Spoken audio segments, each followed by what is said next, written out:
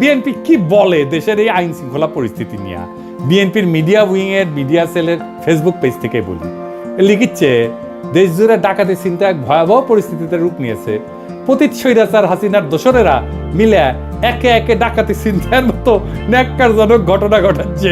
তার মানে কি বিএনপি হাসিনার দোসর? তাই তো মনে হচ্ছে। বিশেষ করে রাজধানী ঢাকাতে প্রতিদিনই কোনো না কোনো ডাকাতি আর চিন্তায়ের ঘটনা ঘটেই চলেছে।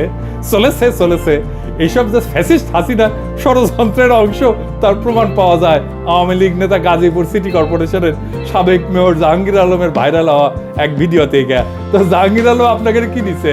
আপনার লোকজনই তো করিচ্ছে। নির্বাচিত সরকারের অনুপস্থিতিতে নানাভাবে দেশকে অস্থিতিশীল করার চক্রান্ত করছে পতিত স্বৈরাচার আওয়ামী সন্ত্রাসীরা।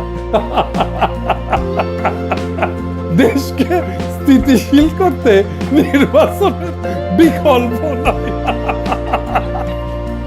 দ্রুত সময় এটা অবাধ সুষ্ঠু গ্রহণযোগ্য নির্বাচনের মাধ্যমে জনগণের সরকার দেশে স্থিতিশীলতা ফিরে আনতে সক্ষম। তাই নিজেদের কর্মীদের ডাকাতির নামে দেবেন। অবশ্য ভালো, মানে ডাকাতদের হাতে ক্ষমতা গেলে অবশ্য ভালোই, খারাপ না।